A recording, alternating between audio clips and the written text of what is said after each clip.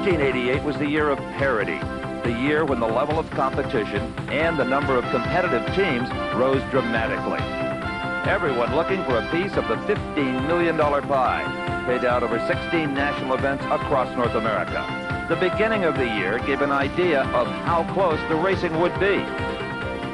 The opening race of the 1988 NHRA Winston Drag Racing season took place at Pomona, California. At the Fairplex, over 119,000 fans jammed into the facility over the four-day event, with 56,000 people on hand on Sunday to see the season opener. Picking up with funny car eliminator in round number one, Jim Head raced Trip Shoemake. Trip was driving for Billy Meyer, Head perhaps the most successful privateer in championship drag racing. In qualifying position, Shoemake was in the number 3 spot, Head number 12.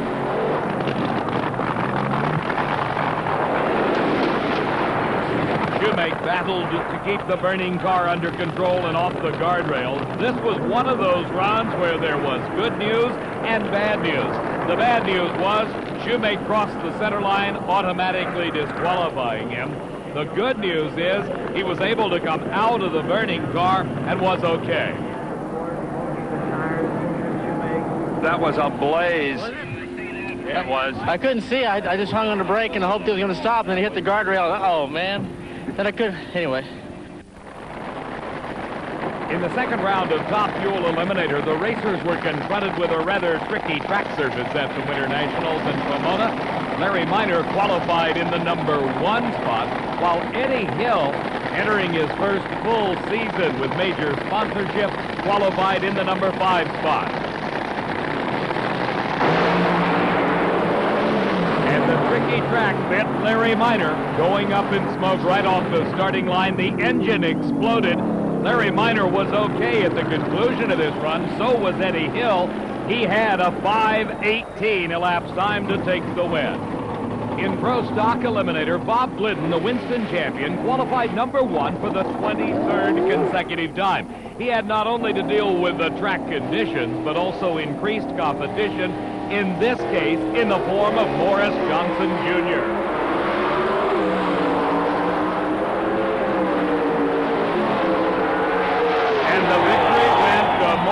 Johnson, a whole shot as he outdrove Bob Glidden. It's moments like this that just make you work harder. We're going to have to work harder, Steve. We've worked quite hard through the winter, but as you can see, it's paid off better for some of the other guys than it has for us. We're going to have to get back and start over again and see what's going on. I know you will. Thank you. Damn.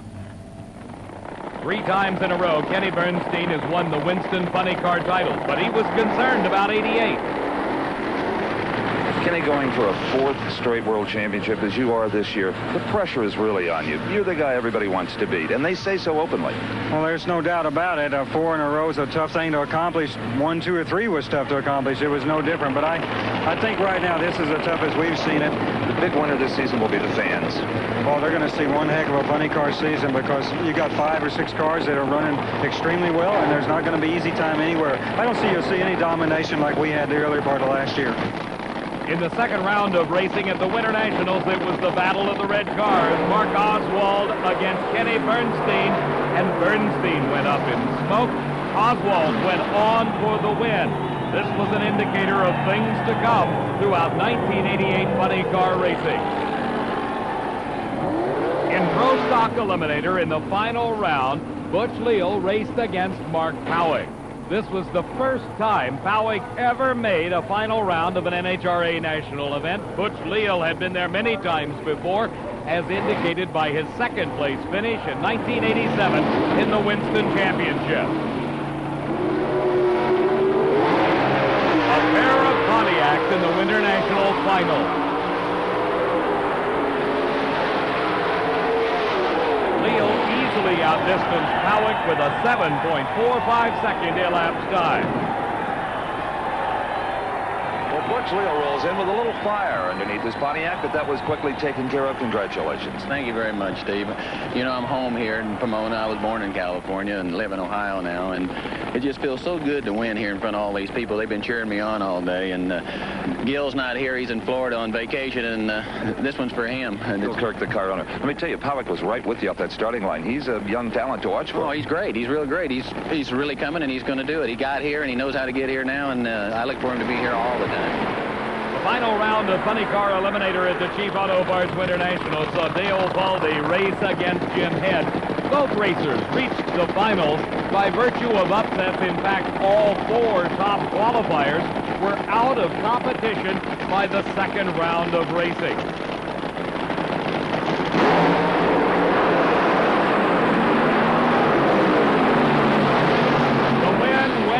Dale Baldy driving Bill Schultz's car with a 6.02 second elapsed time. To these guys, you know, it is like winning the U.S. Nationals to them. This car, until about a year ago, never went past the first round. Now we won a race finally. We've been in the semifinals a couple times. It's great. And to keep pace with the touring pros, not keep pace, but to beat them. What an accomplishment for all. You're going to need a bus to haul these guys around if you tour this car. That's not the gang. That's the gang. Congratulations again to all of you, Dale, and great driving. Thank you very much. It was a case of deja vu in the Top Fuel finals at the Winter Nationals. Joe Amato raced against Dick LaHaye. It was only 4 months earlier at the 1987 Winston Finals that these two men sat on the starting line. The winner of this race was to be the Winston champion, and it was Dick LaHaye as engine problems removed Joe Amato from that final round of competition for the Winston Championship. Now, in 1988, they started all over again. Joe Amato and Dick LaHaye.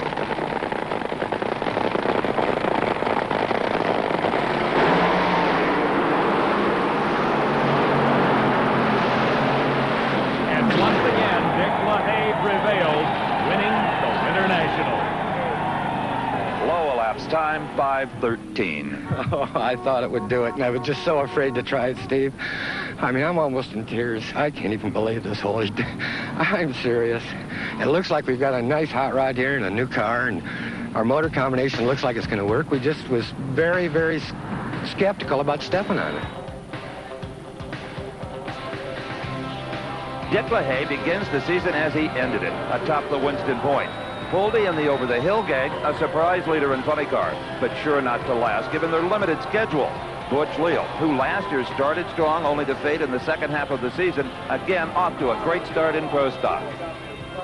The Winston Championship then moved to Gainesville, Florida, and the Motorcraft Quality Parts Gator Nationals. The racers were greeted with some remarkable improvements to this massive racing facility. Dallas, the improvements that have been made here to Gainesville Raceway say a lot about NHRA's commitment to the fans as well as the racers.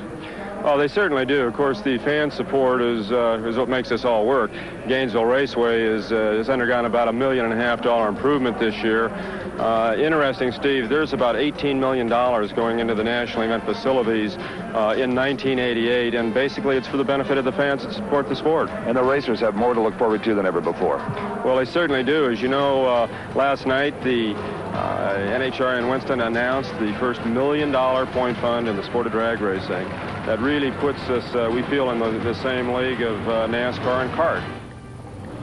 The 19th annual Gator National saw some surprises in qualifying in Pro Stock Eliminator, one of the closest fields ever, with less than 0.07 of a second separating the 16 cars. And the 23-event string of Bob Glidden being the #1 qualifier was snapped by Warren Johnson, who ran 7:35 to take home the #1 spot. In the first round of racing, Kenny Delco was matched against Bob Glidden, who only made the show on his last qualifying pass, qualifying number 11.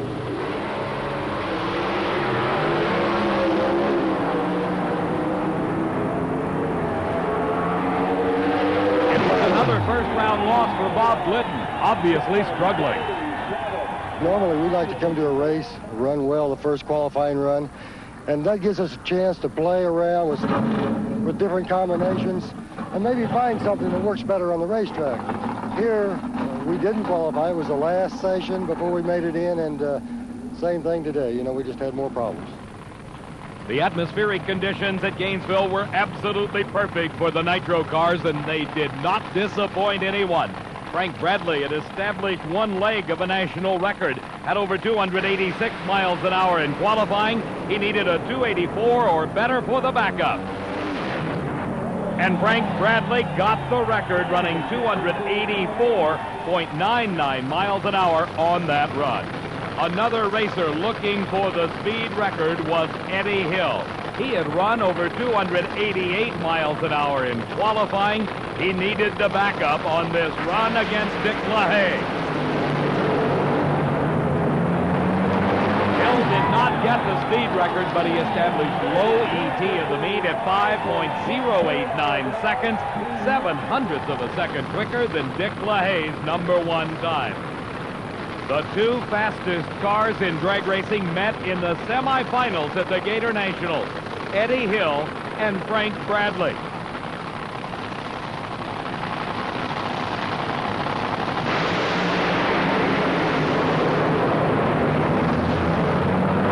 In winning that race, Eddie Hill set a new national ET record. The quickest man in the history of drag racing at 5:06. 06. That's a new national record. Weight backs it up. That's right. Faster and quicker than anybody's ever gone. Ever. All in the same race. I can't believe it.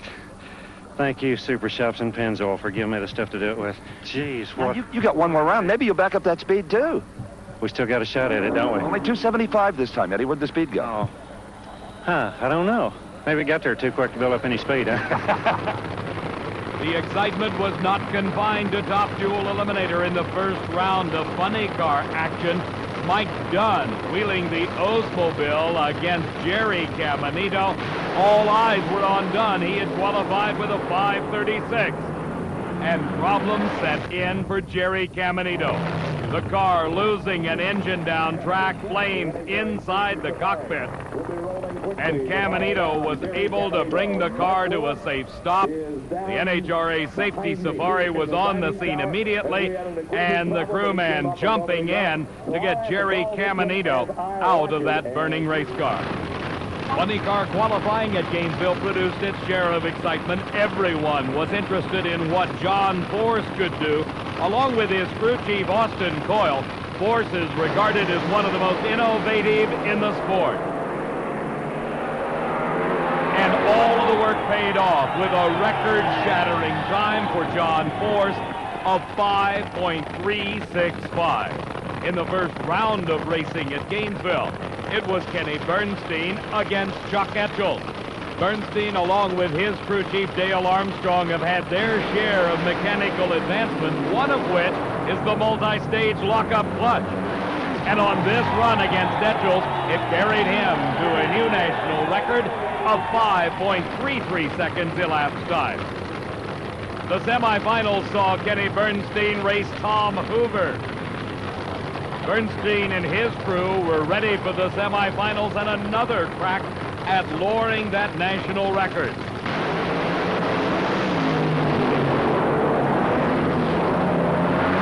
An action-packed run for the Gainesville fan. Kenny Bernstein set the record at a 5:31, and Tom Hoover had a giant wheel stand. He was okay.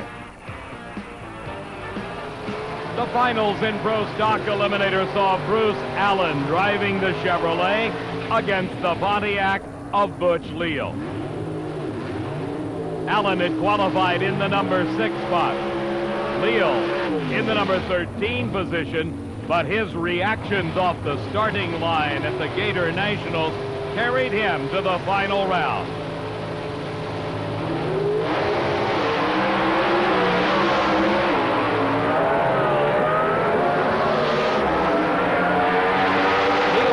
Starting line advantage, but Allen won the race. Butch appeared to leave first, but you'll like this number, 736. Horsepower prevails. The rear Morrison guys make some power. I'm telling you, if it wasn't for that, Butch, I mean, what a guy. You race him, the guy goes out there and leaves on me almost every time. I mean, need a new driver. We said before, more power, a new driver, and they gave me some power, so I got some reprieve. The finals of Funny Car Eliminator at the 19th Annual Motorcraft Gator Nationals saw a continuation of the battle between the big red cars. The Winston champion, Kenny Bernstein, against the man that finished number 2, Mark Oswald. Bernstein was the favorite with that record-shattering 5:31. Oswald's best time had been in the mid-540s.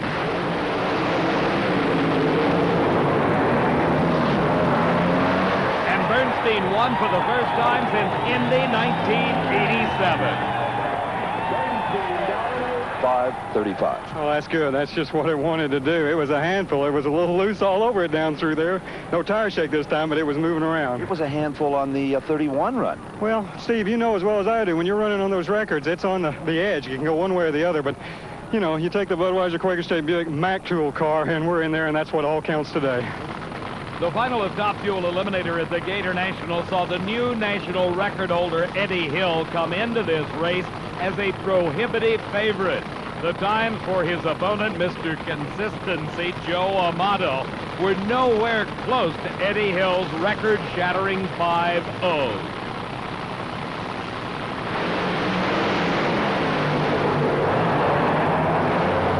What a thrilling moment this was for Eddie Hill after 3 decades of racing, winning his first national event.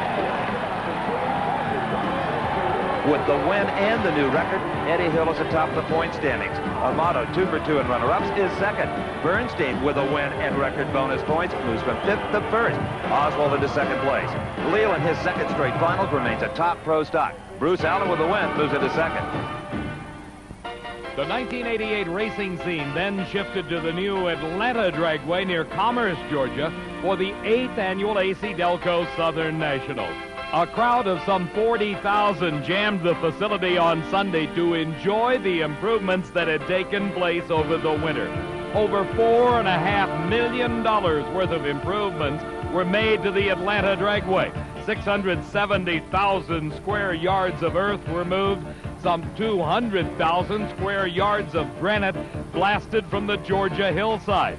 200,000 square yards of asphalt were laid and over 5 miles of drain and sewer pipe installed, with a brand new grandstand seating 25,000 people and costing $1 million. The $4.5 million worth of improvements certainly justifying the title, the new Atlanta Dragway. The excitement level kept pace with the improvements at the new Atlanta Dragway. That was evidenced in the qualifying session and Top Fuel Eliminator between Chris Karamessinis and Richard Holcomb. Holcomb was on fire from the starting line to the half-track point. He did not qualify for this event. Karamessinis qualified 14th. Another qualifying run in Top Fuel Eliminator saw Eddie Hill against Randy Troxel. Troxel was in trouble from the start. He firebombed an engine. Troxel was okay, but out of competition.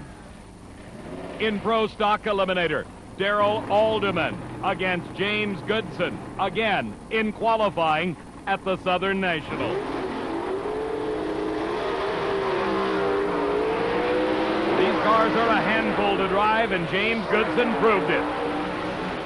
After he hit the guardrail, James Goodson was okay. The semifinals of Funny Car Eliminator saw Kenny Bernstein race against John Force. This a tightly contested rivalry. John Force takes great pride in beating what he described as the big red car. And at the Southern Nationals, John Force prevailed. His elapsed time, 5.60. Waited a long time, Steve. Didn't think no old truck driver could get here, but let me tell you something. Last year, he took me and Coyle out here in the final round, and we just didn't know where we were at or whether we should be in this business.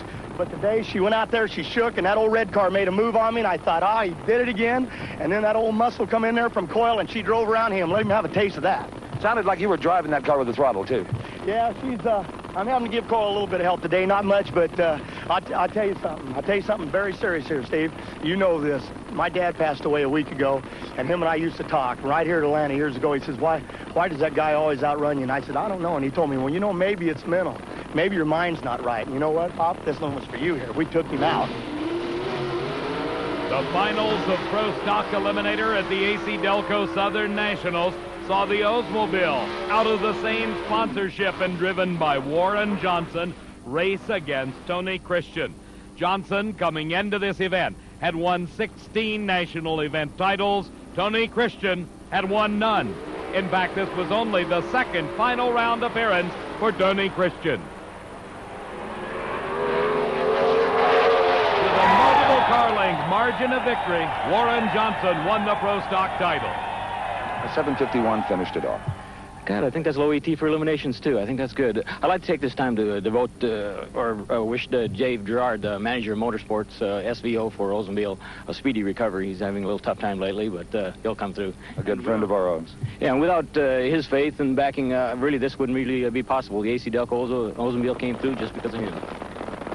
The Southern Nationals at the New Atlanta Dragway was a great race for Ed McCulloch.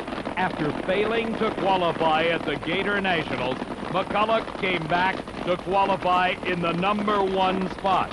This race was a rematch of the 1987 Grand Nationals, where John Force defeated Ed McCulloch to win his first ever NHRA event title. But it was not to be at Atlanta. McCulloch won the race, setting low ET. That was a good one. I mean, the boys are tough. This was our week. 5:52 finished it off. Low ET by a few thousandths. Well, that's good. I mean, the thing's running like, you know, our Oldsmobile here is running like a clock, you know. I just want to say one thing. A good friend of ours, dear friend of ours, David Gerard with Oldsmobile, a little under the weather. We want to wish him, you know, a quick return and come on back out here. This one's for you, David. For the second race in a row, it was Eddie Hill against Joe Amato in the Top Fuel Finals. Amato had qualified #1. Hill had qualified #2. But throughout the day, Hill's times had continued to improve. And as they came into the finals, Hill was the favorite. Amato smoked the tires. And Eddie Hill, for the second race in a row, was the Top Fuel champion. Hill and Amato remain 1 and 2 in the point standings. Bernstein remains #1, but fourth with runner-up moves into third. And the ace, well, with his win, he moves into 5th place. Leal is still #1 in Pro Stock, but the performance of Christian and Warren Johnson moved them into 3rd and 4th, respectively.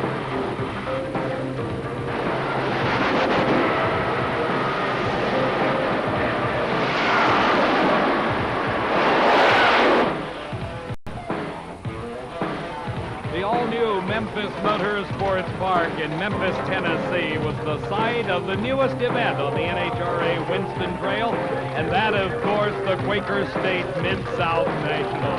Built at a cost of about $7 million, Memphis Motorsports Park includes not only the drag strip, but a half-mile oval track, plus a full road course on the multi-100-acre facility. The drag strip portion of this racetrack gave the racers fifth at the Mid-South Nationals.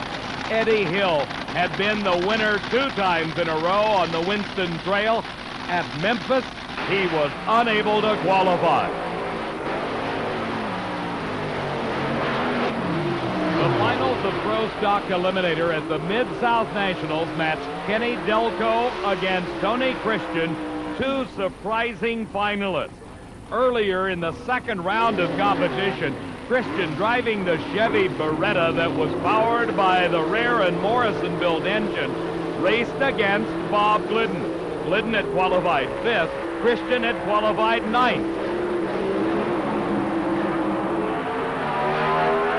Tony Christian left on Bob Glidden by just a small advantage, but he didn't need it. Glidden continued to have problems and slowed near the finish line. The finals, Christian against Delco at the Mid-South Nationals. Kenny Delco broke a short distance down track. Tony Christian won his first ever national event title. Congratulations, Tony, your first big win. Thank you. So I want to thank my partners, Teeny and John, and especially everybody at Rear Morrison. Bruce Allen, David Rear, Buddy Morrison, Hans, Coleman, everybody down there. Let it all out. If it wasn't for them, I wouldn't be here. You know, Kenny Ducko had some problems. That had all the ingredients to be a terrific race. Kenny, come in here for a minute, if you would. Yeah, some sparks. Apparently, engine blew up, huh? Yeah, blew the motor up. Get a Rear Morrison piece. Get rid of that Ingles piece. They're not fast enough. Well, they were today. That was a good run. And that's for my wife's birthday. I told her I'd win this one for her birthday. Today's it. Memphis Motorsports Park provided all the challenges racers needed, particularly those at the wheel of the high-horsepower nitro cars. Ed McClelland raced against Mark Oswald in the finals at the Mid-South Nationals.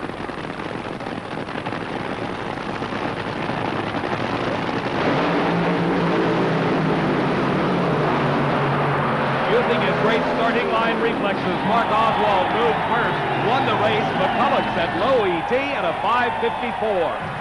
Boy, I'm just happy for Motorcraft and Strohs. You know, they've stuck with us. You know, they've been good sponsors, and we've been to the final rounds this year, but we haven't been able to win one. That's the first one, so I'm really happy for them. I'm happy for you because it was your driving, ultimately, that paid off. Yeah, I can't get no trouble this time, huh? Congratulations. Thank you. The finals in Top Fuel Eliminator at the Mid-South National saw the #1 qualifier, Darrell Gwynn, race against a rookie in Top Fuel, Dennis Forssell. These two drivers had met in the early 1980s when they were both competing in Top Alcohol Dragster.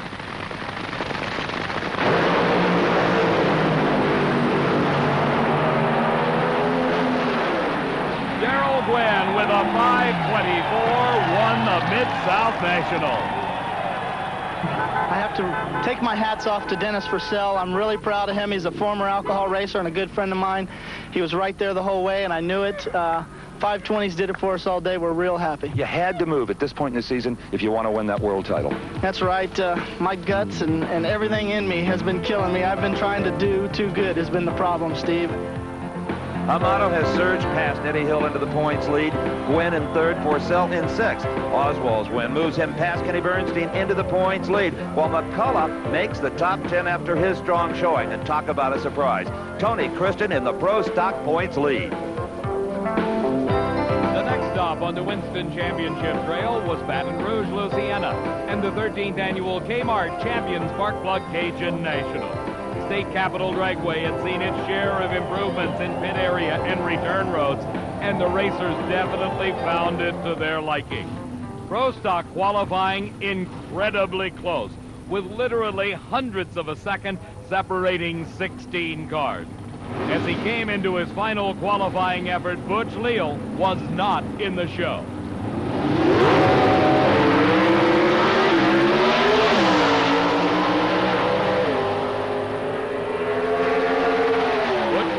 Unable to overcome his problems, did not qualify. Butch, it's been a long time since the dreaded did not qualify has applied to you. It sure has, Steve. It's been 5 years, and it's pretty hard to swallow. It really is. And but you got to thinking about it last night as you lay down and thinking about the qualifying. I remember 5 years ago was the #1 qualifier versus number 16 was about 2,500ths. And these days it's 7-5. We've had a 500 separating the field. In the first round of Pro Stock competition at the Cajun Nationals, Tony Christian had a chance to extend his Winston points lead. He was racing against Frank Iaconio, who had qualified 13th, his best performance in a number of years.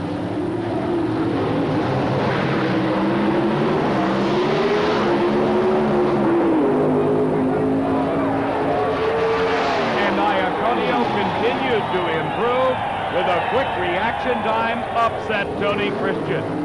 The loss by Christian gave an open door to Bob Glidden to make a move in the Winston points chase.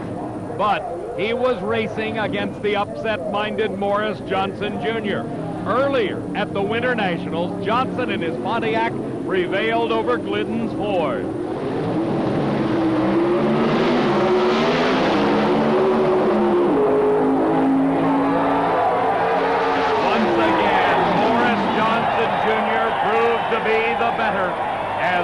Glidden went down to defeat. In the final round, Morris Johnson Jr. raced against Bruce Allen. This was the second final round appearance of 1988 for Bruce Allen. For Morris Johnson Jr., his first ever opportunity to win an NHRA national event title.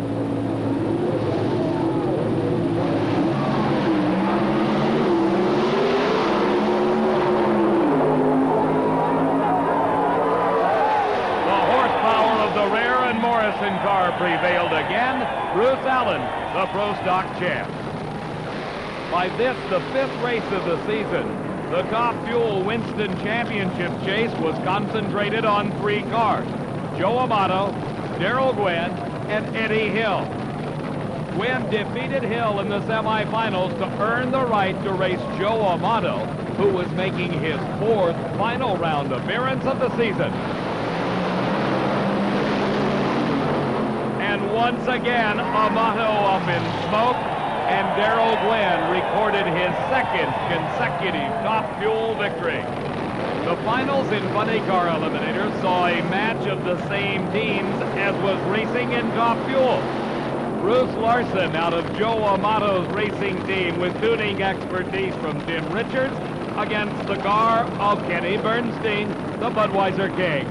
This was a first for Bruce Larson. Never before in nearly 30 years of racing had he appeared in the final round of an NHRA event. And in a tremendously close race, Bruce Larson upset Kenny Bernstein. The whole shot has done it. You've won your first one. How do you feel? It's just beautiful. You know, it's a lifetime devoted to trying to get here, and we're going to stay here.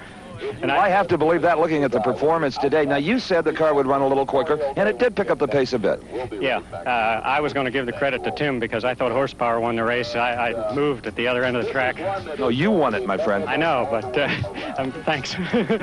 Yeah, and Joe, just, you know, I'm so pleased that I got to say it again that, you know, Century Tax and Gauges and my crew and the Amato crew have put me where I am. And after all this time, we're going to stay right here. Thank you. Bruce Larson has won his first one and salvaged the day for the Amato team. No one is really able to pull away in the points fight. Gwynn's back-to-back wins moves him closer to points leader Amato. Hill still in second. Oswald stays atop Funny Car, but Bernstein is getting closer. Bruce Allen, with his 2nd one of the season, moves into the points lead. The world's best drag racers returned once again to the new Atlanta Dragway near Commerce, Georgia, for the 2nd annual NHRA Winston All-Stars event. This was a very special race with big money posted in all the categories and all made possible by Winston. Big checks for big bucks from Winston. $30,000 for Pro Stock, $50,000 each for the winners of Top Fuel and Funny Car. And with me is an old friend of ours, Wayne Robertson, Senior Vice President with R.J. Reynolds in the Winston brand. And Wayne, what an exciting day this has been. The racers have been doing anything to win this money. Well, I'll tell you, Steve, the competition's been fantastic. $130,000, the largest payday in cumulative for all 3 of the pro categories, and we're excited about this weekend. And this is only the 2nd year for the Winston All-Stars. What a future this event has. Well, this is an event designed to be the best of the best, and I think the competition yesterday and today has certainly proved with the closeness of our times that the competition is here. We do have the best of the best, and it's a fan appreciation event. We want to hear from the fans. We want to know what they want to see, and this is a special event.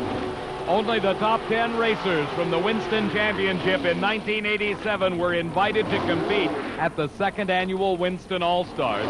In Pro Stock Eliminator, the finalists found Jerry Eckman in the Pontiac against the Ford of Bob Glidden.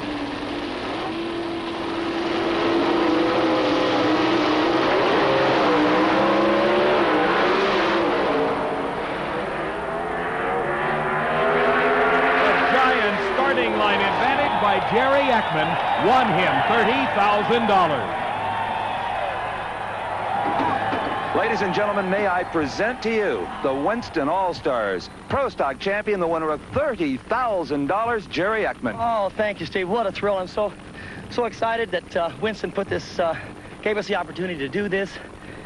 And I'm excited for my team, for Pennzoil, Pontiac, Stratford Motor Products, and the whole group that makes this possible for me to drive this. I'm proud of you. Another hole shot of 755 defeats a 749. The Pontiac helped. You won the race. Thank you very much, Steve. We've been working on that, and it looks like it paid off. In a race that matched the best competitors in the world, it was only fitting that the top two finishers in funny car would race for the Winston All-Stars title. Kenny Bernstein against Mark Oswald. This was Bernstein's second consecutive Winston All-Stars final round appearance.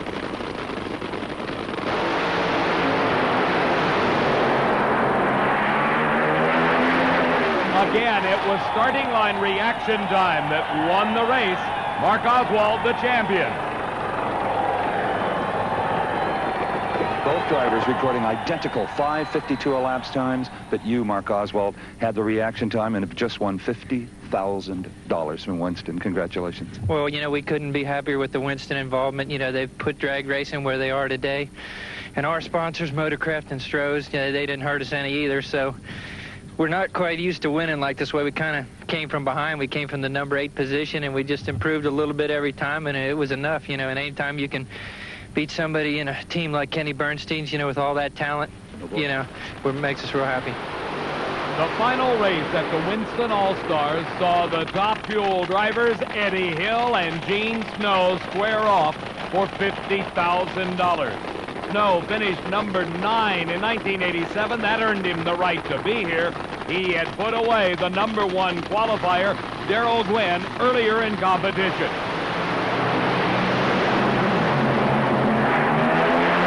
Across the finish line by half a car length, Gene Snow won the Winston All-Star. Gene Snow has just made $10,000 a second for his final round effort of 5:14. Wow. I don't know what to say. I just can't believe it all came out just like this right now. You know, I asked if you were going to back down the motor, and you said no. Make all the horsepower you can and corral it. That's what we tried to do. Joe Paisano said it, and we just let the clutch slip and made the power, and it worked. It's wonderful.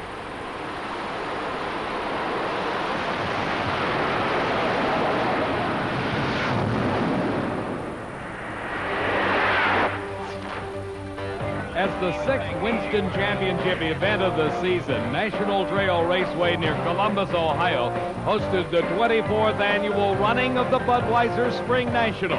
This track had seen its share of improvements over the winter also. Most important, the installation of a 300-foot-long concrete starting line pad. As part of the Spring Nationals action, the champions were crowned in the TRW Sportsman All-Stars. In Super Street Eliminator, Craig Miller at the wheel of a 74 Vega raced against Alan Billings driving the Firebird.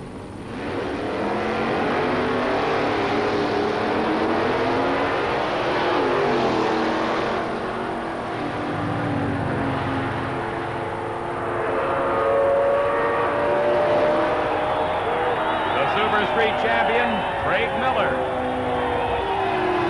In Super Gas Eliminator, Chuck Buckshorn drove an 84 Mustang against Rick Dukeson's 67 Camaro.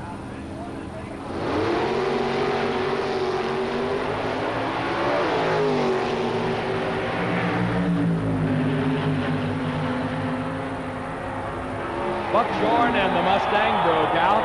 The Super Gas champion was Rick Dukeson. In Super Comp Eliminator, Ray Shearer, driving the 23 Ford T Roadster, raced against Keith Seitz, also at the wheel of the Roadster.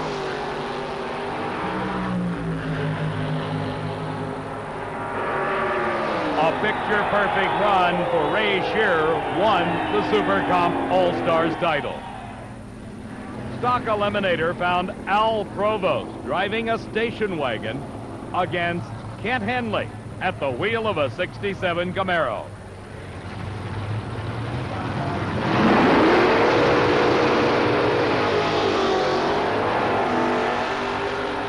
This race was decided at the starting line as Kent Henley and the Camaro left a red light glowing.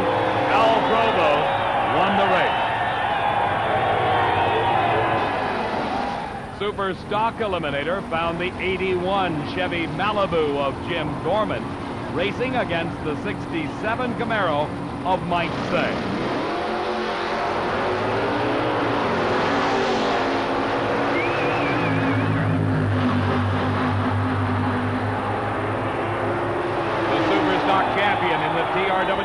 All-Stars competition was Jim Gorman.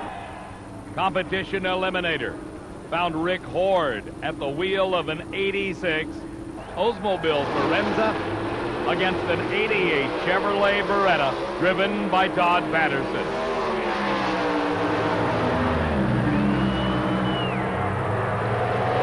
The victory in competition eliminator by a wide margin went to Rick Horde.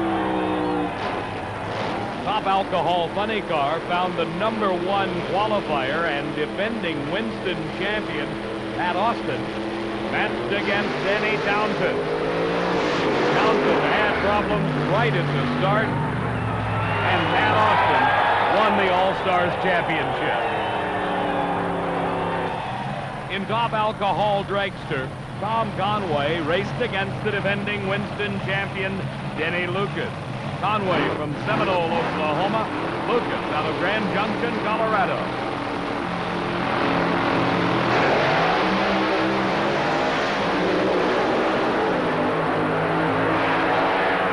In a close race, Denny Lucas defeated Tom Conway and won the TRW All-Stars title. Tricky track conditions were the order of the day at the 24th Annual Spring Nationals. In the first round of Funny Car Eliminator, Mark Oswald raced Dale Paulding.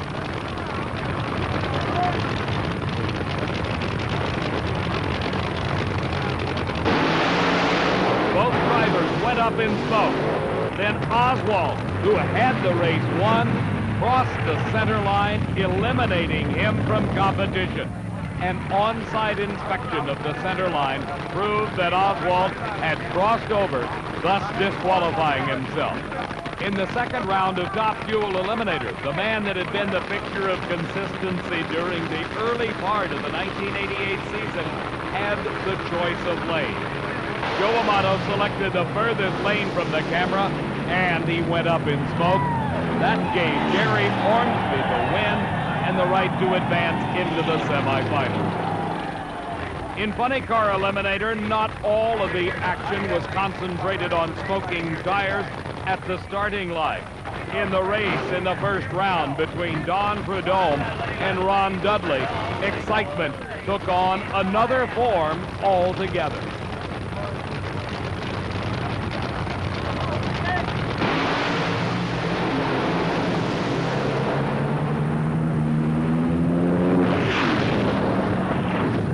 Gigantic engine explosion and fire for Ron Dudley. The NHRA Safety Safari was quick on the scene as the blazing car came to a stop against the guardrail.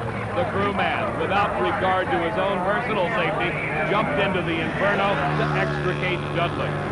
He was transported to the hospital with second and third degree burns, but survived this harrowing incident. The finals of Pro Stock Eliminator at the Spring Nationals saw the classic Ford versus Chevrolet match and the first final round appearance of the season by Drag Racing's winningest driver, Bob Glidden. Glidden was matched against Bruce Allen.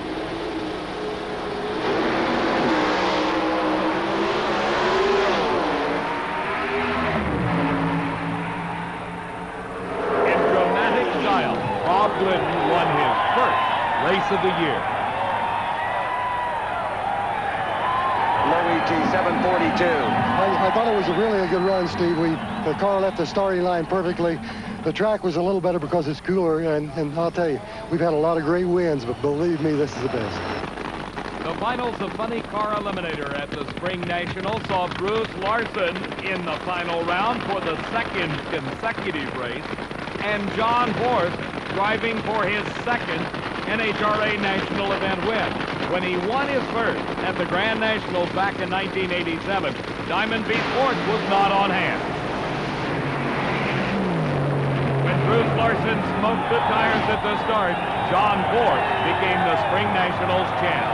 Congratulations, John. Is that good? Oh, perfect. Everybody expected you to smoke the tires. It was the other way around. Diamond P wasn't there at Montreal. They're finally here, thank God. Somebody's here to save me. That's right. It's really amazing. Driving these race cars is something, and I did the dry, and Coyle looked in and said, "We're in trouble, buddy." And All that's left is the dashboard. Can you believe planning on a dashboard to win a race, and I flipped a few buttons, and that old heap worked? I can't believe it. And this Oscar is going to be in California in a maternity ward by, I'd say, tomorrow afternoon. I'm leaving right now. I mean, like they're trying to get me something. Yeah, 6 o'clock. My wife, we're trying to induce labor right now. She's overdue, and I got to get home since I hugged this crew. She wants to name him Oscar, but I ain't doing it if I won. Now She, Oscar? No, he or she, whatever. She said if you win, we'll call it Oscar or Columbo. It was high drama in the Top Fuel final at the Spring Nationals. Gene Snow had discovered engine problems just prior to the final round and had to completely rebuild the internal components within the engine. He had not even had an opportunity to fire the engine prior to his burnout. Darrell Gwynn had given him the opportunity to do the mechanical work. This was the third consecutive final round appearance for Gwynn.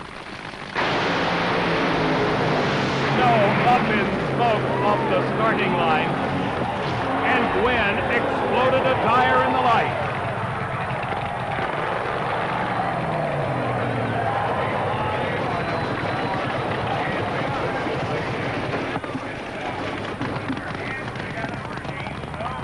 That's 3 in a row. Our congratulations on that and on your sportsmanship in not forcing the issue with Gene Snow. You wanted to race. That's right. I wanted to beat him fair and square, and I didn't necessarily want this to happen, but we'll be back in 2 weeks, guaranteed.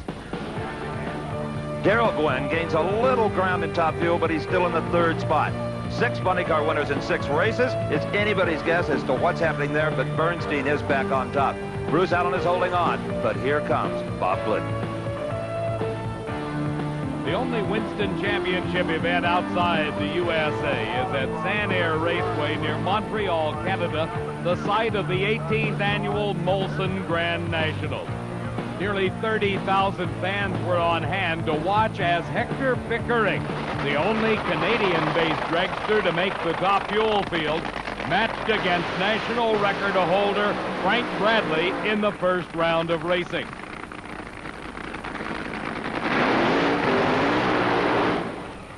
Bradley continued to be plagued with fuel delivery problems that resulted in the engine explosion and fire. And what happened, Frank? Same thing as yesterday. Changed the fuel system around a little bit and blew the crank out of it yesterday and kicked a rod out of it today. Also in the first round of racing at San Air and the Grand Nationals, Joe Amato was trying to protect his points lead from the hard-charging Darrell Gwynn, who came into this race with 3 consecutive victories, and of course Eddie Hill with 2 earlier season championships to his credit. Racing against Amato in that first round was Jack Ostrander. Amato had engine problems. Ostrander took the win. And so as good a sport as you are, to lose in the first round when you're chasing points is enough to put a frown on any man's face. Yeah, it's very disappointing, Steve. The car has been running good all weekend, and, you know, we were ahead, and something happened to make the car go real lean. And you know, might have lost a fuel pump or something went wrong. It was a mechanical bug. 3 times Kenny Bernstein has been the Winston champion. But the 1988 season has proven that it is not going to be an easy accomplishment for Bernstein to repeat. There have been 6 races. There have been 6 winners. In the first round at San Air, it was Bernstein against Caminito, and a very rare red light for Kenny Bernstein.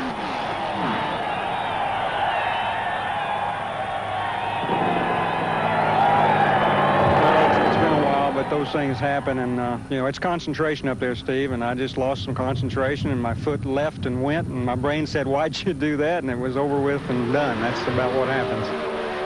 San Air Raceway was not nice to the nitro-burning points leaders. Bruce Allen was hoping to turn that trend around in the first round against Reed Wisnett. Wisnett had qualified quicker than Allen, who was having problems in Canada.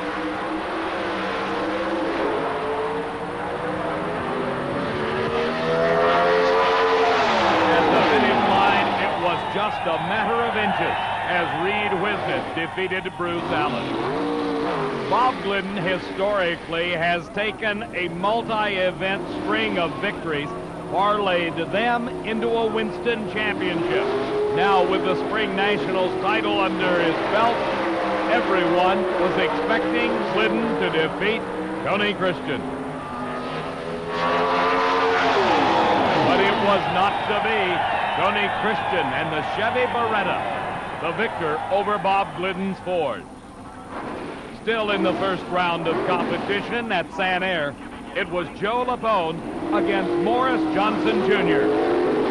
The classic staging battle where the drivers refused to stage finally got the ire of starter Buster Couch. He waved both Lapone and Morris Johnson to the back of the field. They were to race later in the day.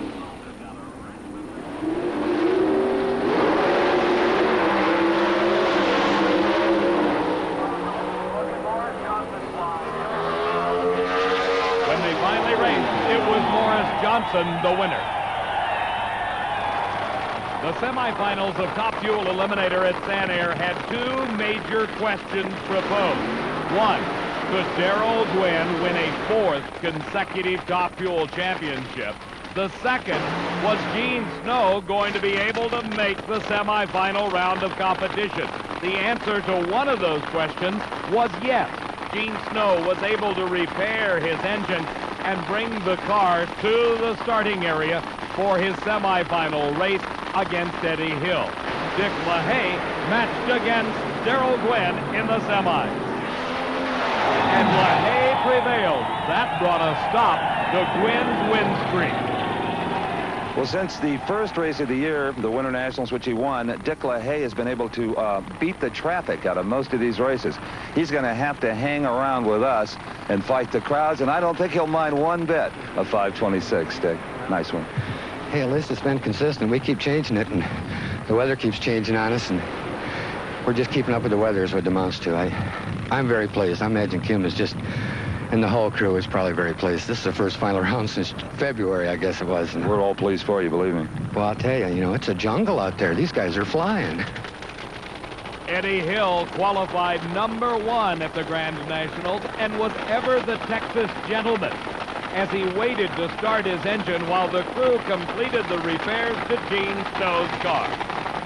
Snow, utilizing a high-gear-only car, has performed brilliantly, but has also experienced considerable engine problems for 2 consecutive races.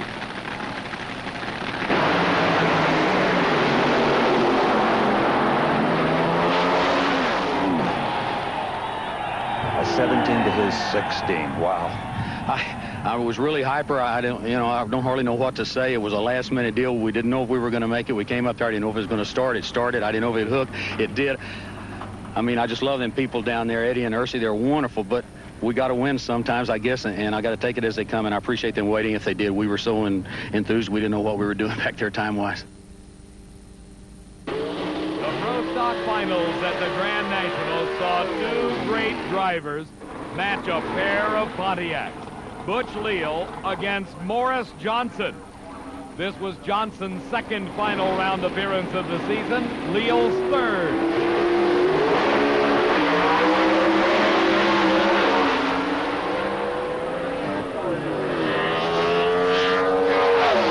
The whole shot didn't matter as Leal had mechanical problems. Johnson won. Morris Johnson Jr. tosses the helmet in the air. The celebration begins. 7:42, your first big NHRA win. Oh, that's got to be the sweetest of all. Sweetest of all. Especially to beat the man like Butch. I mean, he does such a fantastic job. And I don't know who left first, but our car is so quick in 60 feet that I know I was in front at that point. So all that matters is who got here first. Oh, yeah, but this race meant so much to a lot of people other than that. The wind light's great. I just tickled to death. And there wasn't much luck involved. There was no luck involved. You outran him today, Morris. Yeah, I tell you, Dave Butner and Bruce Eden, Kurt Zimmerman, I just got such a fantastic crew. They have a fantastic driver, my friend. Thank you. Thank you. The 1988 Grand National saw a change in leaders in the Winston Funny Car Points Championship. Mark Oswald, by making the final round, took the lead away from Kenny Bernstein, who went out in the first round of competition. In the final, it was Oswald against Don Prudhomme, making his first final round appearance since the Gators of '87. With Oswald slowed with mechanical problems, Prudhomme won his 36th title. It's awfully nice. Awfully nice, Steve. You know, we've struggled to get here, and if it wasn't for Skoll and Pontiac, I don't think we'd make it. The race itself, as far as your car was concerned, he broke early. Yeah, my car was breaking up the last round, and the last couple of rounds it wasn't really swift, but we're just trying to do the best we could do. You know, with these things, it can go either way. We ran decent today, though. I don't feel like we backed into it. Well, I've got some more good news for you. 5:44. Oh, that's pretty good. I thought it was breaking up a little bit. Shows you what I know. Yeah, it was, you know, I'm just happy that the car performed well, and the crew worked real hard on it. My crew's just the greatest in the world. The Top Fuel final at the Grand National saw Dick LaHaye against Gene Snow. At this race, LaHaye had reverted to the engine combination that carried him to the 1987 Winston Championship. Gene Snow had the performance advantage coming into this final round race.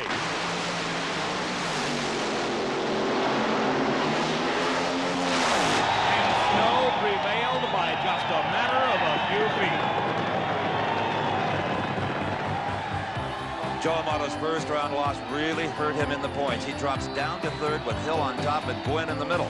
Bernstein out first round. He loses the lead to Mark Oswald. Don Prudhomme moves up to sixth. Not much change in pro stock. Allen still first, followed by Christian, Leal, and Glidden. The traditional midpoint of the season is the NHRA Budweiser Summer Nationals at Old Bridge Township Raceway Park in Englishtown, New Jersey.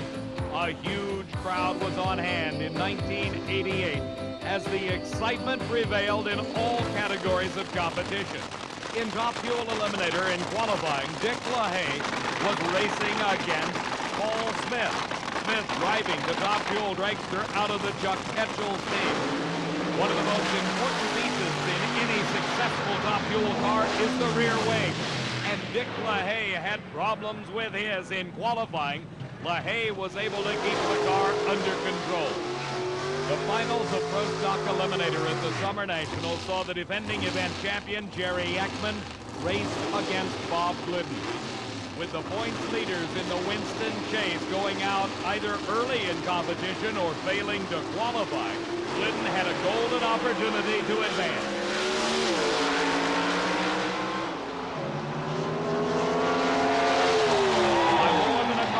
Bob Glidden put away Jerry Ekman to take the Summer Nationals Pro Stock title.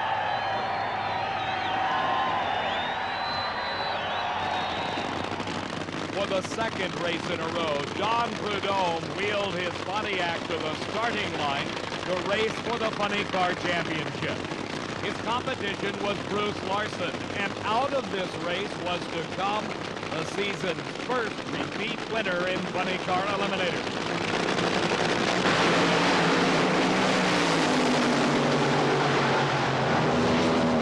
Setting low elapsed time of the meet, Don Prudhomme won the Summer Nationals crown.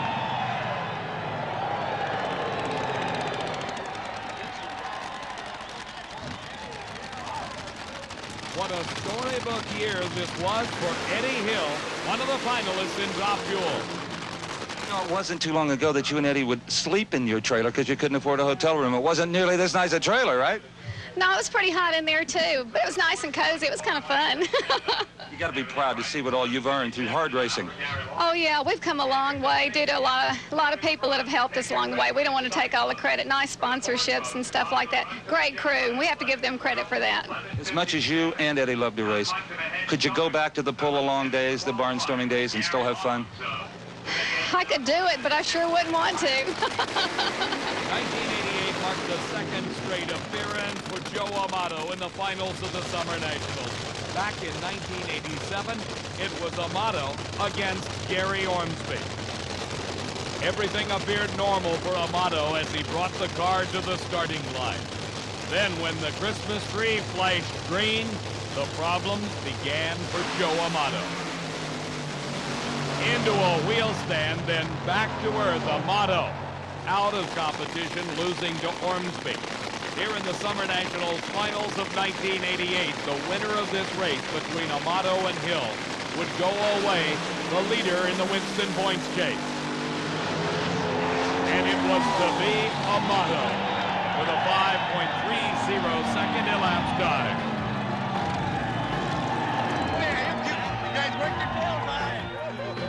In the point standings, Joe Amato has moved past Eddie Hill.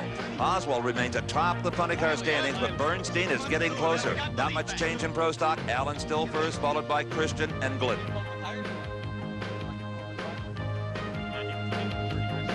The next stop on the 1988 Winston Drag Racing calendar was the inaugural Motorcraft Ford California Nationals, the second of 4 new NHRA national events.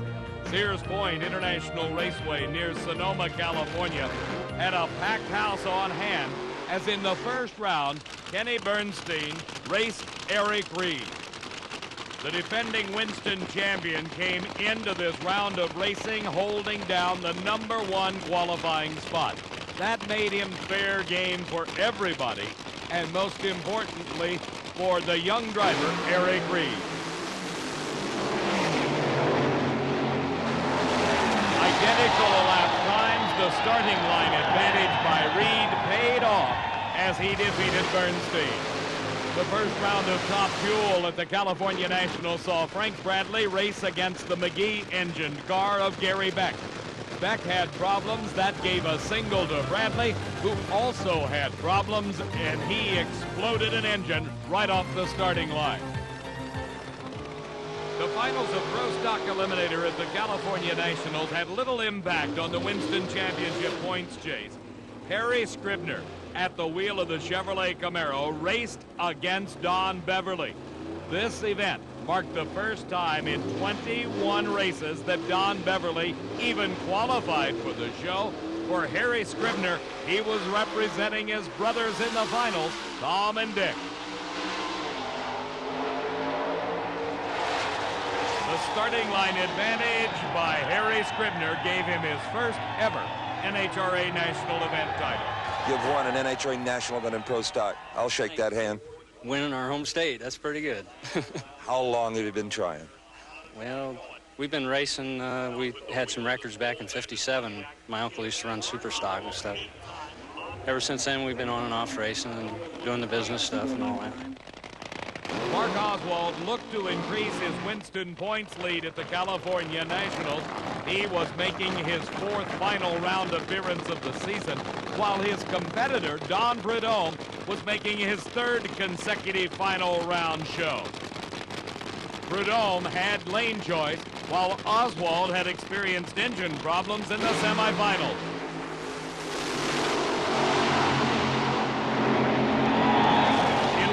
Closest races of the day, Mark Oswald won over Don Prudhomme.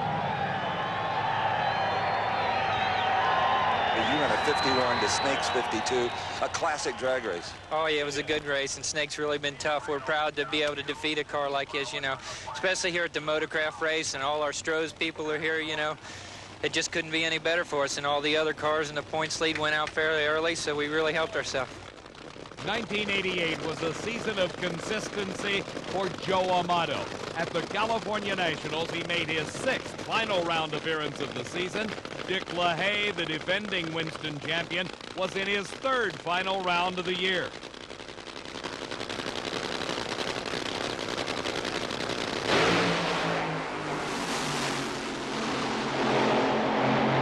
Amato, by less than half a car length, defeated Dick LaHaye.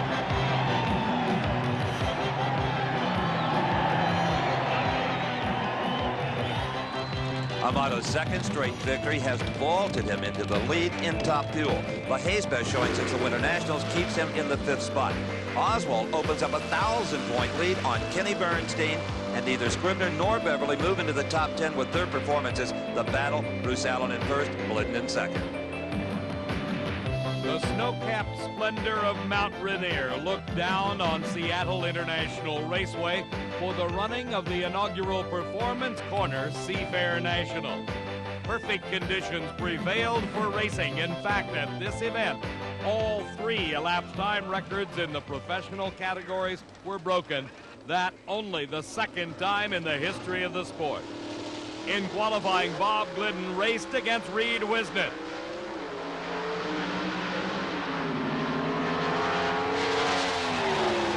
Glidden rocked the racing world with a new national record on that run of 7.31 seconds elapsed time.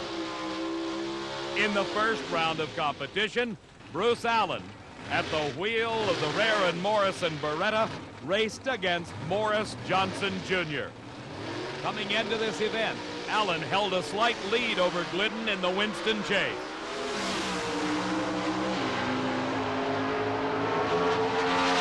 But he was put out of racing in the first round as Morris Johnson used a hole shot to defeat Bruce Allen. Bob Glidden became the master of his own destiny at this event. With the national record already in hand, Bob Glidden went into the finals against Warren Johnson. After a lackluster first half of the season, Warren Johnson appeared to be regaining the performance that he had had last season.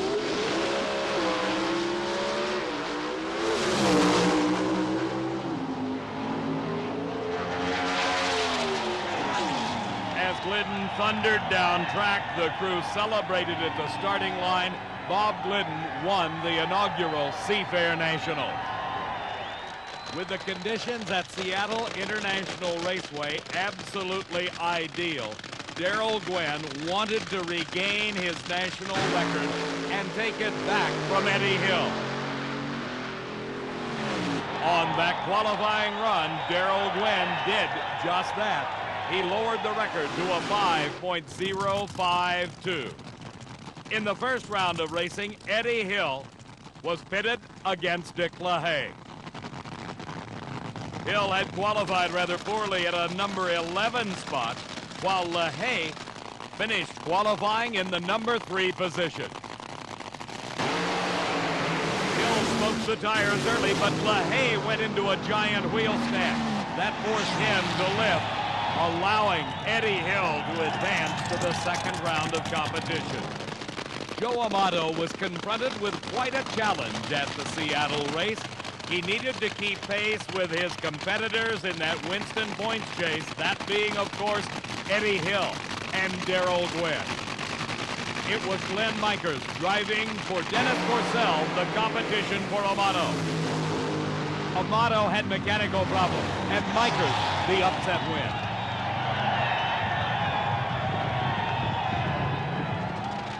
The Top Fuel Finals at Seattle International Raceway saw once again Gene Snow race against Darrell Gwynn. The young man from Florida had received a big gift in the semifinals when Eddie Hill was forced to be shut off at the line. Gwynn, with his record-shattering performances, was the number 1 qualifier. Snow was number 2, and Snow had problems in the finals. Darrell Gwynn took the victory with a 5.25-second elapsed time. The second round of racing in Funny Car Eliminator found 2-time winner this season, Don Prudhomme, against Richard Tharp at the wheel of the Blue Mac. Prudhomme, the hottest driver on the circuit, had already established a new national record of 5.30 seconds.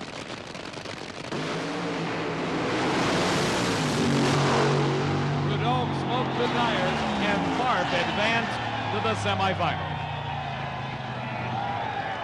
The Performance Corner Seafair Nationals Funny Car Finals saw Kenny Bernstein, victor over Richard Tharp in the semifinals, battle the surprising Brad Tuttle.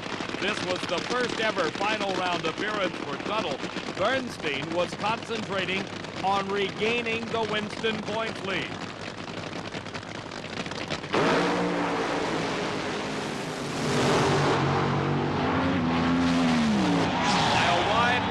Kenny Bernstein won the Seafair Nationals. Kenny, at 5:35, a nice job. Well, thank you very much. I got to really take my hat off, as I do always, but more so today than ever with Dale and the crew. I mean, we really had to thrash to get the Budweiser Quaker State Buick ready for this final. It's been a dry spell, and they've been tough on us, but finally we got back in that winner's circle. Joe Amato still leads the top fuel points, but now only 300 points separate him from Gwynn in third. Eddie Hill still in second. Snow's runner-up keeps him in fourth. In the wink of an eye, Oswald's 1,000-point lead over Bernstein backs down to 200 and change. Glidden's win third of the season puts him 1,000 points ahead of Allen. The 11th race of the 16-event Winston Championship Series moved to the land of 1,000 lakes, Minnesota. The home of the 7th annual Quaker State North Star Nationals was Brainerd International Raceway.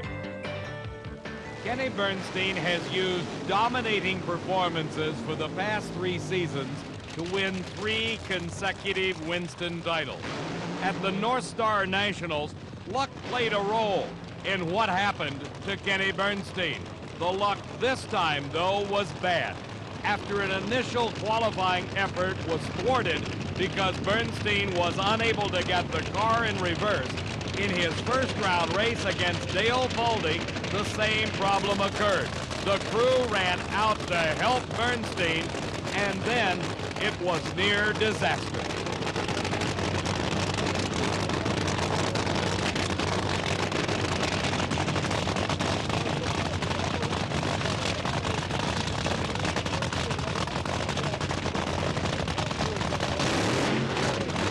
Bernstein attempted to get the car into reverse. He inadvertently hit the throttle, throwing 2 crew members to the ground.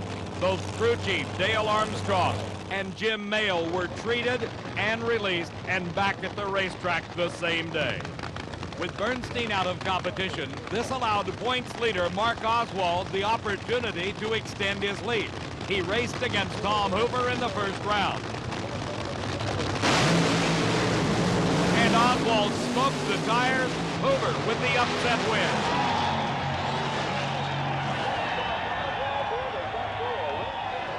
The Pro Stock Finals at the North Star Nationals saw the classic Ford versus Chevy battle continue. At the wheel of the Beretta was Tony Christian, wearing for this race a Butch Leal t-shirt. Maybe he was looking for some inspiration at the starting line. Against him, riding a hot streak, was Ford driver Bob Glidden.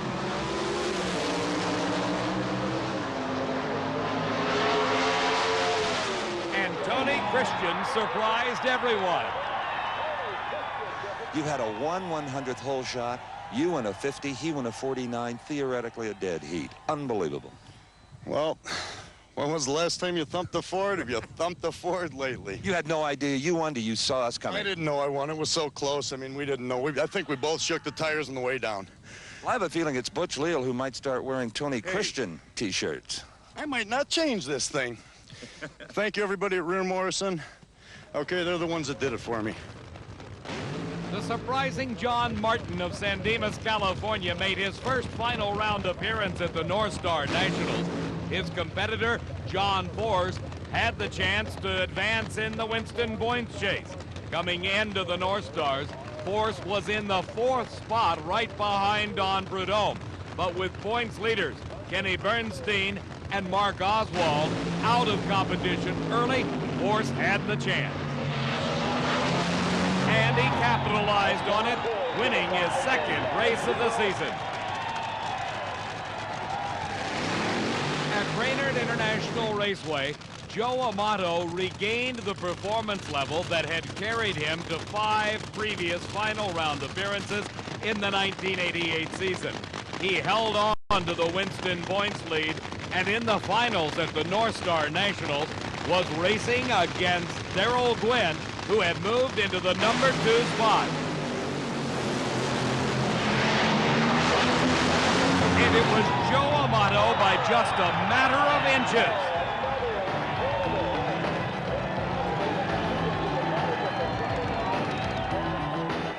Amato's win stretches his lead over Gwynn. Gwynn's runner-up moves him ahead of Hill into 2nd. Status quo for Oswald and Bernstein. But John Force moves ahead of Prudhomme into 3rd. Christian's win moves him into 2nd in the points.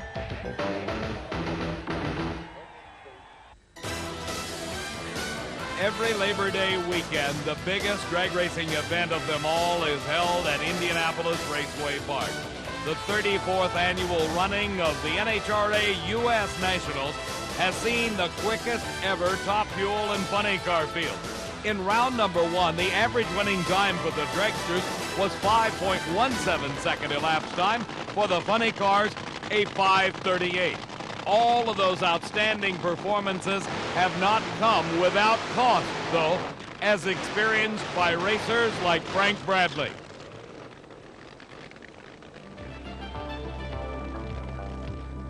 On his second qualifying attempt at the U.S. Nationals, Brad Tuttle ran head-on into a nightmare. The engine exploded just at the finish line, disintegrating the fiberglass body. Tuttle, who was qualified, had to sit through 2 more days of qualifying to see if he would remain in the field. He had a new body shipped in. It was mounted. Tuttle stayed in the field, but lost in the first round to Chuck Etchell. A promoter's dream. The 2 big red cars met in the semifinals at the U.S. Nationals. Kenny Bernstein, the reigning Winston champion, against the challenger, Mark Oswald. Oswald had already been in one final round this weekend, that of the Big Bud Shootout on Sunday, when he raced against Jim Head at the wheel of John Martin's car. Head had retired his own funny car in favor of a Top Fueler. The 5.39 second elapsed time for Oswald made him $50,000 richer in the payout at the Big Bud Shootout. In the semifinals of U.S. Nationals competition, Oswald and Bernstein raced each other. A critical race in the Winston points chase. And Bernstein prevailed, a 5.35 second elapsed time, one of the quickest of the meet. The track and weather conditions were ideal as the Top Fuel semifinals rolled to the starting line. Gene Snow continued to sort out the bugs on a brand new race car as he raced the current ET record holder, Darrell Gwynn.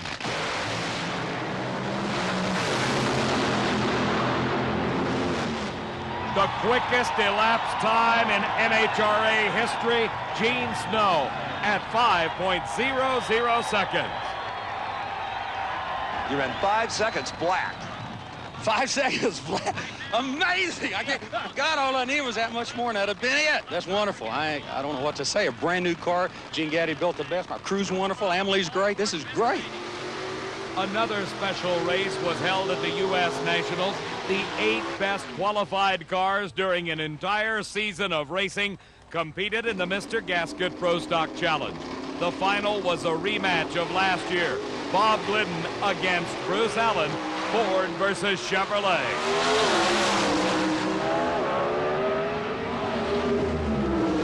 For the second year in a row, Bob Glidden won the Mr. Gasket Pro Stock Challenge. Bob Glidden made the second final round appearance of the weekend when he raced against Warren Johnson in the finals at the U.S. Nationals. Johnson was the #1 qualifier. Glidden had qualified in the #2 spot. The biggest drag race in the world, the U.S. Nationals, has seen legendary performances over the years, but none can equal those of Bob Glidden. The winningest driver in history has had unprecedented success at the sport's most difficult race. 12 times Bob Glidden has been in the final round. He has won this event 8 times, and in 1988 was looking for his 4th straight U.S. Nationals title, an unprecedented accomplishment. Racing against Glidden was the man to last beat him at Indy, Warren Johnson. He left a red light on the starting line, and Bob Glidden took home his record-shattering 9th Nationals win. Well, what a win, Steve. Did you see his red light? No, I didn't know he red light, but I thought I left on a pretty good light, and he was out of car length, so, you know. And a nice capper, 7:34. 34? I thought we made a pretty nice run, but got out of shape a little, but the air's so good. What a race. 2 previous champions met in the finals of Funny Car Eliminator at the U.S. Nationals. Kenny Bernstein, the champion in 1983, Ed McCulloch. 3 times he had won the U.S. Nationals title coming into the 1988 final.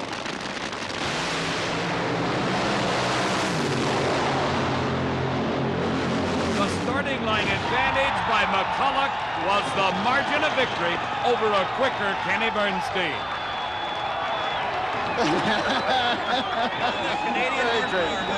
Hey, all right. Yeah, I tell you, burned the exhaust valve out down there. We had made a quickie repair and it let loose just down the lights, and I don't know, it cost us just a taste of ET, but it was right there. Great race. Ed did a hell of a job. Your 35 beat his 34. Terrific. All right.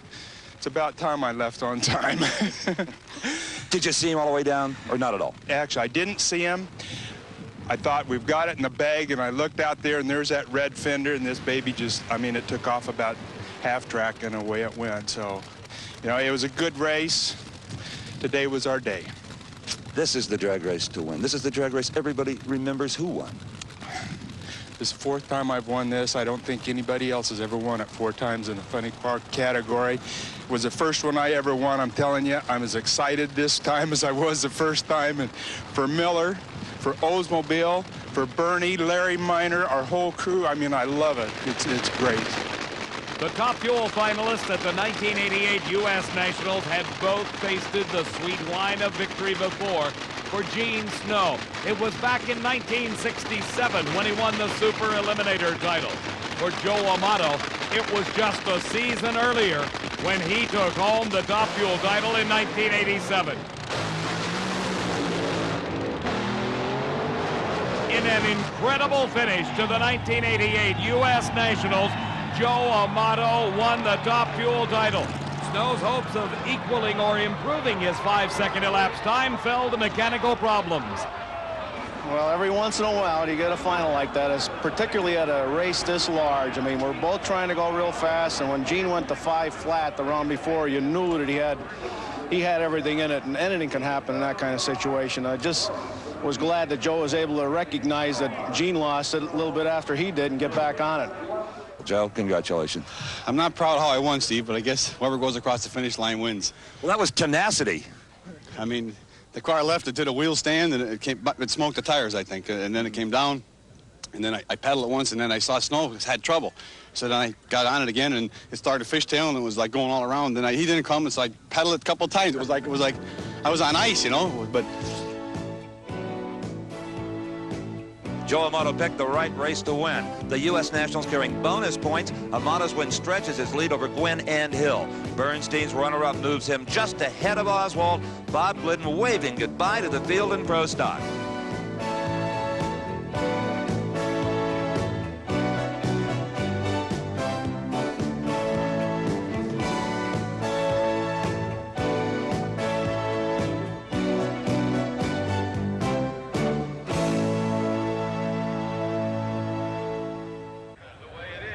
Amish country near Reading, Pennsylvania played host to the next event on the Winston Championship Trail, the Castrol GTX Keystone Nationals at Maple Grove Raceway.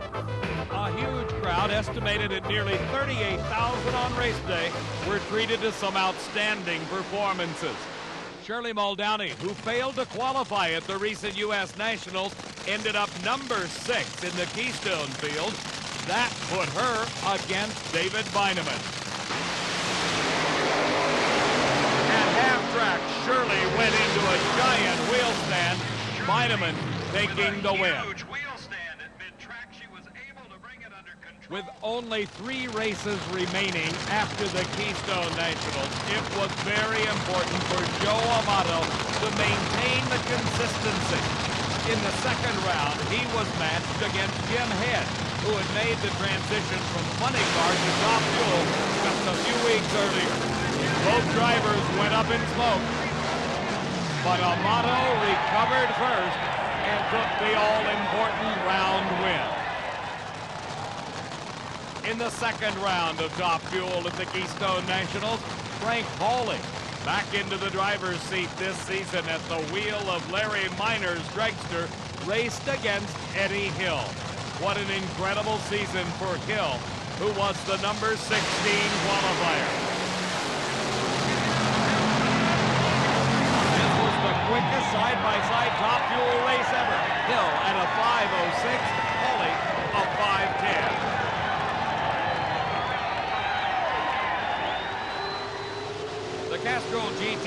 Keystone Nationals saw Bob Glidden and Jerry Ekman square off for the Pro Stock Championship.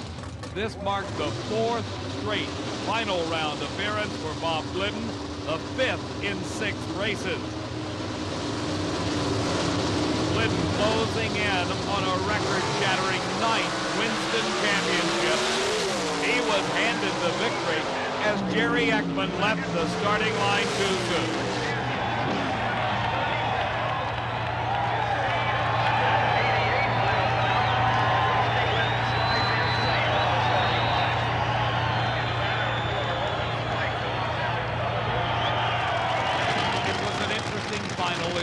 Car eliminator at the Keystone Nationals. Not only was it a rematch of the run a couple of weeks earlier when Ed McCulloch prevailed over Kenny Bernstein to take the U.S. Nationals title, it was a match of the #1 qualifier at this race, which was Ed McCulloch against Bernstein, who was able to make the show in the number 14 spot due to the loss of an entire qualifying day due to rain. This time, the roles were reversed.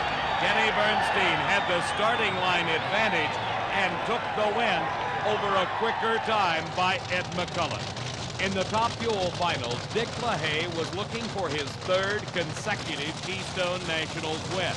Racing against him was Darrell Gwynn, who wanted to take advantage of the opportunity to narrow the lead held by Joe Amato in the Winston points chase. LaHaye smoked the tires, and Gwynn had a 5:14 and the Keystone Nationals title.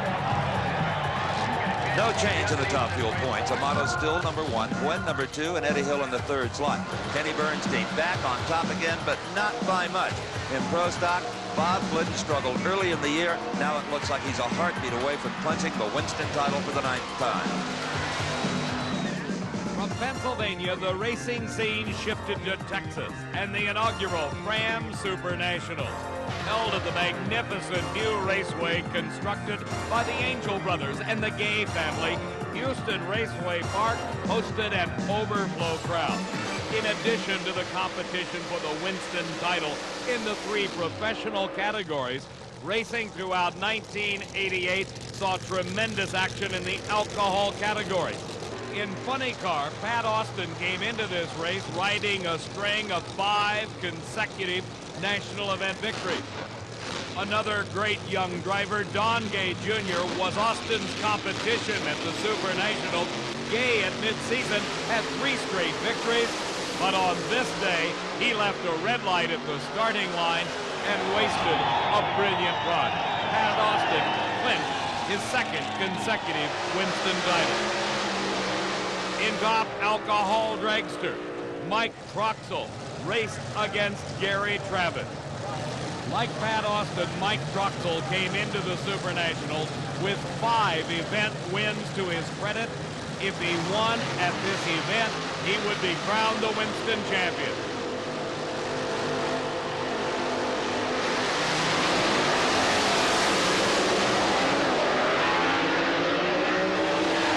The victory and the championship went to Mike Troxel. The Super Nationals saw the debut of the brand new Ford Probe of Bob Glidden. He shocked the racing world when he established a new all-time best for Pro Stocks at 7.277 seconds. In the Pro Stock Finals, Bob Glidden brought his probe to the starting line to race against Warren Johnson. Glidden was still working out problems with the probe. Johnson had the quicker elapsed time in the semifinal round and thus had the choice of lane.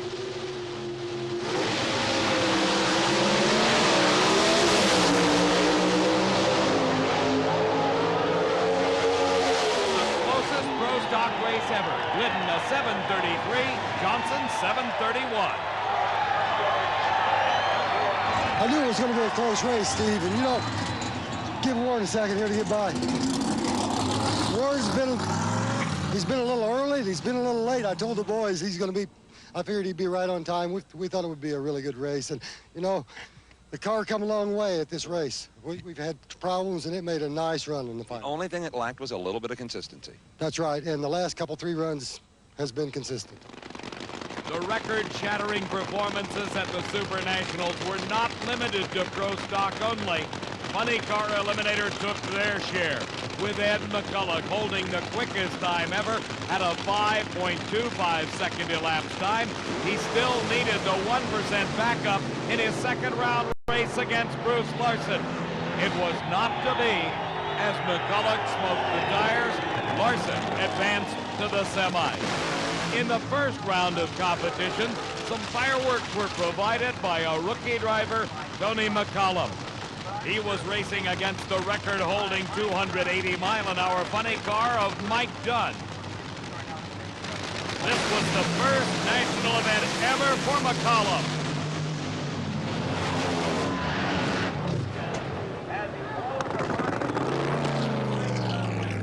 You did a good job of controlling that car, my friend, for your first time. Thank you. Gave it the best I could. Surprise. Indeed. In addition to the excitement provided by Tony McClelland, some important races were held that had a bearing on the Winston Championship.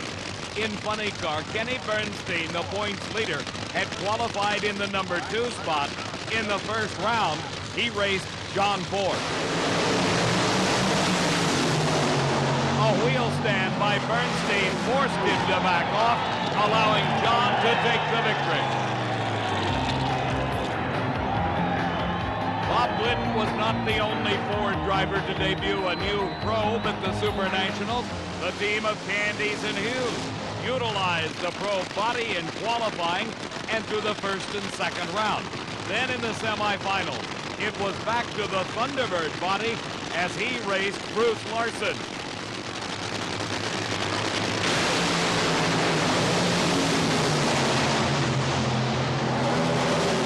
A close race. Mark Oswald down to defeat Bruce Larson the win.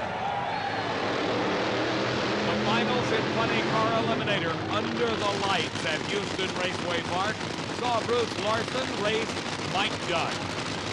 Dunn, having won his first event in 1981 and taking home the U.S. Nationals title in 1986, had not visited the winner's circle since. Mike Dunn outpowered Bruce Larson to the Super Nationals title. Not to be outdone by their nitro-burning counterparts in Funny Car, Top Fuel Eliminator provided their own excitement at the Super Nationals.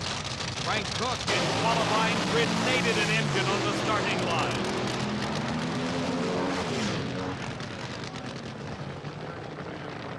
Meantime, Gene Snow provided his share of thrills when he ran a 4.997 to take home the #1 qualifying spot.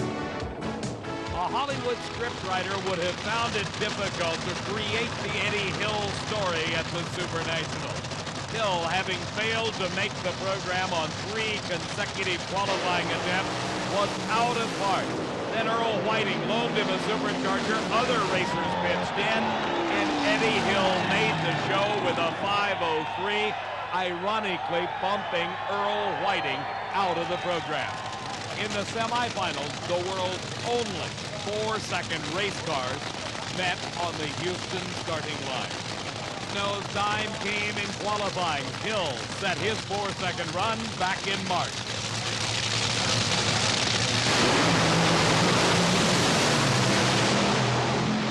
Hill thundered to a 4.990 second elapsed time, a new national record.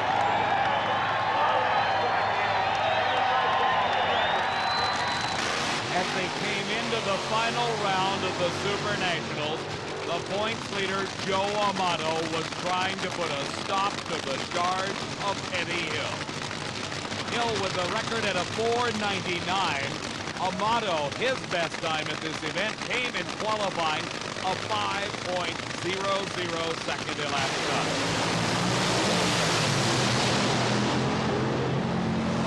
And Eddie Hill stunned everyone with a 4.93 second time, the quickest quickest ever in drag racing. 493. Got it. Good Lord. But I outran myself. That's not a record, is it? That's too quick for a record. Oh, hey, it's a record in our hearts, let me tell you. 93. We are a mile away. You can still hear the crowd. Down here. Mercy has got him whipped into a frenzy. I bet she does. They, you know, Fuzzy and them are working till 3 or 4 o'clock every night this week trying to get this deal sorted out. With 2 races to go, it's time to separate the winners from the runners-up. Amato still holds the lead, but both Gwynn and Hill still have outside shots at the title. Bernstein and Oswald are separated by less than 100 points, and don't count out John Force just yet. Glidden clinches the Winston title. Just 2 races remained on the NHRA National Event Circuit when the Winston Trail moved to Firebird International Raceway near Phoenix, Arizona, and the 4th annual Castrol GTX Fall Nationals. Unseasonably warm weather greeted the racers in the desert atmosphere, and some heat was provided in qualifying by Arlie Langlow and Dan Pastorini.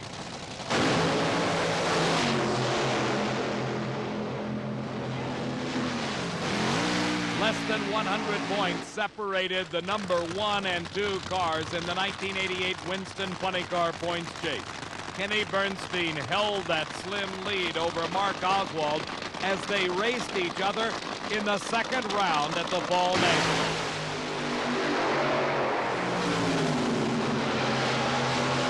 By over a car length, Bernstein gained the win and the most important points. While Joe Amato continued to hold on to his Winston points lead, Darrell Gwynn was one of the racers with a mathematical chance of catching him. In the 2nd round of racing, Gwynn faced Frank Hawley.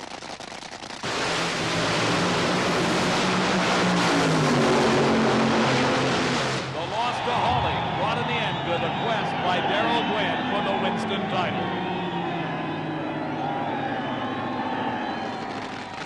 Joe Amato could have written finish to the Winston Championship at Firebird Raceway, but Eddie Hill was not about to go down without a fight.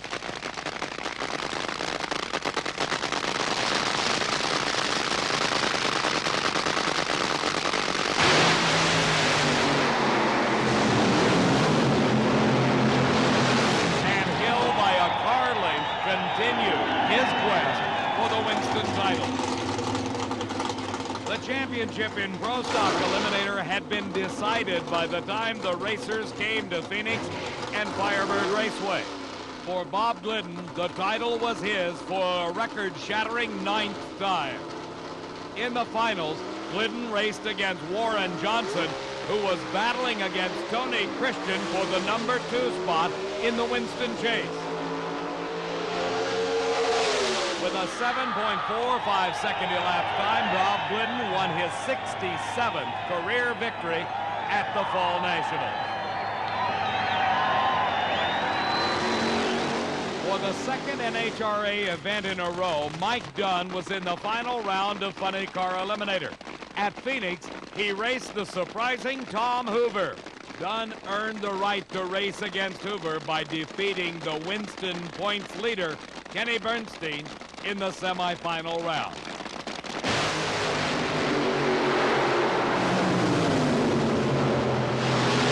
the 2nd race in a row, Mike Dunn and his powerful machine prevailed, winning the Funny Car title at the Fall National. In Top Fuel Eliminator, Frank Hawley made his first ever final round appearance at the wheel of a Top Fuel dragster. Earlier, Hawley had been a 2-time Winston champion in Funny Car Eliminator. Eddie Hill was looking for a big win to keep alive his mathematical chances for a Winston title. Eddie Hill kept his hopes alive, taking his 4th national event title. Darrell Gwynn's loss in the 2nd round takes him out of the points battle. Eddie Hill's win moves him into 2nd and gives him a slight shot at catching Amato. 250 points separate Bernstein in 1st from Oswald in 2nd. Pomona will definitely decide the Funny Car title.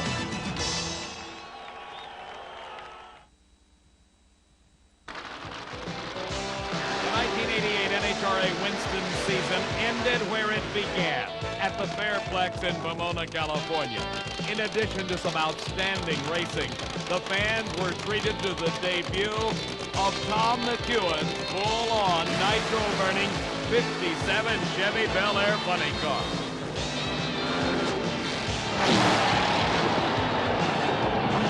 In the Winston Championship Racing, the finals of Pro Stock Eliminator saw a pair of Johnsons, no relation, Morris Johnson Jr. and his Pontiac, raced against the Oldsmobile of Warren Johnson. When Morris defeated Bob Glidden in the semifinals, he earned the distinction of being the first driver to beat the new Ford Pro. Warren Johnson's final round appearance clinched his #2 finish in the Winston points chase. The Winston Finals event title went to Warren Johnson. In Top Fuel Eliminator, Joe Amato, the 1984 Winston champion, held a commanding 1,000-point lead in that category. This had already been a successful weekend for Amato. On Saturday, he had marched his way through the field in the Traeger Classic that pitted the 8 best Top Fuel dragsters in the country to race against Darrell Glenn in the finals for $50,000 cash.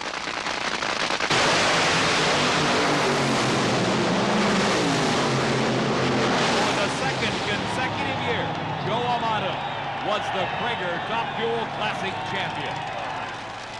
In the first round of racing in Top Fuel at the Winston Finals, Joe Amato, the #1 qualifier with a 5.01 second time, raced Gary Ormsby.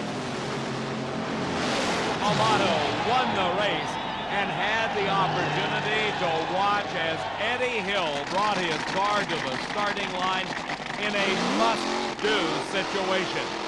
It was almost an insurmountable challenge for Eddie Hill. Not only must he have won this race against Dick LaHaye, he also needed to win the event and set a new national record in the process. After his burnout, Hill had problems. He could not get the car in reverse. Dick LaHaye waited for him to make it a race. Hill had problems right off the starting line. LaHaye won the race in a cloud of smoke, and that clinched for Joe Amato the Winston Championship. For Eddie Hill, what a season 1988 was. 4 national event victories, #3 in the Winston standing. For Joe Amato, what a comeback from 1987, where he lost the title by just a few points. The final in Top Fuel Eliminator found Darrell Glenn racing Dennis Forssell. This marked the 3rd consecutive year that Darrell Glenn was in the Winston Finals. He defeated Joe Amato in the 2nd round of racing. For Forssell, this was his 2nd final round appearance of 1988. By virtue of the victory, Darrell Glenn tied Big Daddy Don Garland's record of 6 wins in a season. The 2nd round of money car competition at the Winston Finals matched Kenny Bernstein against Don Prudhomme. Kenny held a 240-point lead over Mark Oswald. If he defeated Don Prudhomme, Mark Oswald would have had to win the Winston Finals to claim the title.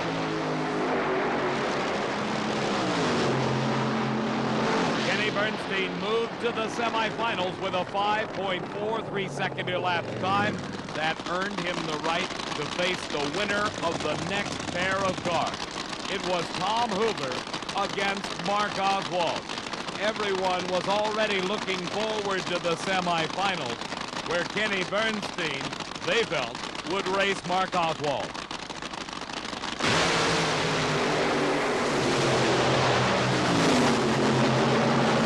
But Hoover was the spoiler. That gave the Winston Championship to Kenny Bernstein for the 4th consecutive year. In the final round, Bernstein raced against John Force. His final round appearance put John Force in the #3 spot in the Winston Championship. He had recorded the quicker elapsed times of these 2 cars, while Bernstein was putting away in the semifinals Tom Hoover.